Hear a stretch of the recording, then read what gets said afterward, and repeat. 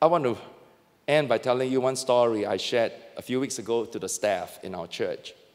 Dietrich Bonhoeffer was one of the greatest pastors in history, one of the greatest theologians and pastors in history.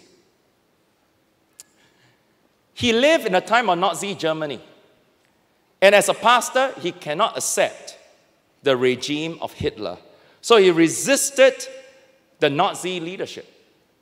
He spoke out openly against Hitler's genocide of the innocent and the massacre of the Jews. He spoke out against it. But what he was really against was the compromise of the church. The church was compromising. And remember, he was in Germany. Germany is the center of the Reformation. Martin Luther came from Germany. He said, how could you, the church, who is the leader of the Protestant movement, the leader of the Reformation, now compromise and fail from your commitment? So he wrote a book called The Cost of Discipleship. For that, he was arrested in 1943, just weeks before his wedding. Can you imagine he's going to get married? Hitler arrested him, threw him in jail. He was so in love with his fiancée, even in prison, he longed for her.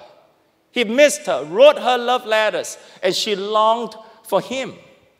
He kept writing letters to the Christians and the churches of the outside world. Please don't compromise. Please keep your consecration. Remember, the grace of God is costly. Please take a stand for your faith. Live totally for Jesus Christ. Hitler hated him so much. In 1945, April, Hitler ordered for him to be hung 23 days before Germany surrendered. Can you imagine? Hitler knew he had lost. Hitler knew he's going to commit suicide soon. Hitler knew Germany was going to surrender. But before he died, he said, I'm going to kill this man. I'm going to make sure Bonhoeffer is dead. So Bonhoeffer died. Can you imagine? I mean, if it's a typical Singaporean, we will say, so sayang. 23 more days, he died.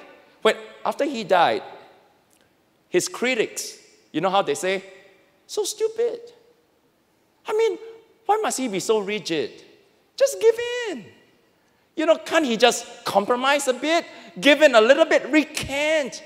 I mean, 23 more days, he's going to come out. And then he can marry his fiancée and live happily ever after. His ministry is going to be so great. He's such a great pastor, a great theologian. Just compromise a bit. You can have a whole life to live your ministry. But Bonhoeffer refused to compromise. And in one of his most famous quotes, Bonhoeffer said this: when Christ calls a man, he bids him come and die.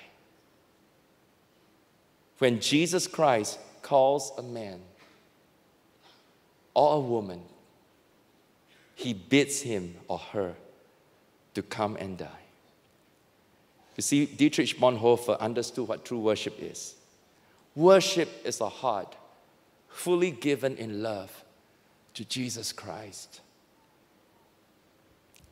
Worship at its purest and at its highest is when we can totally surrender our lives to Him for the sake of what?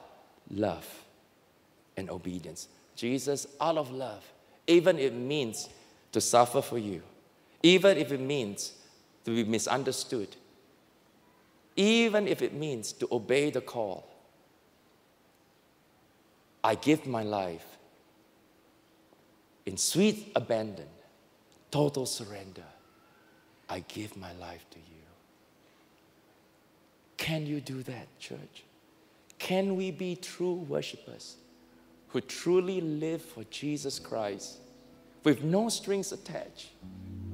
Even if our healing doesn't come. Of course, I believe in healing. But even if it doesn't, even if our deliverance doesn't, even if things goes bad, you say, Jesus, I love you.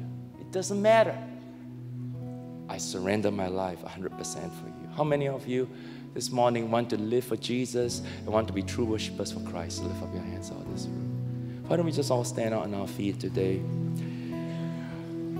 Why don't we just forget about people on your left and right? Why don't for once we come before God in full reverence with no agenda? You're not thinking about your healing, your blessing, your money, your worries. You just want to love Jesus. Just love Jesus. Just talk in tongues all over this room. Shudriya lakarabaha deriya lakarabaha deriya lakarabaha.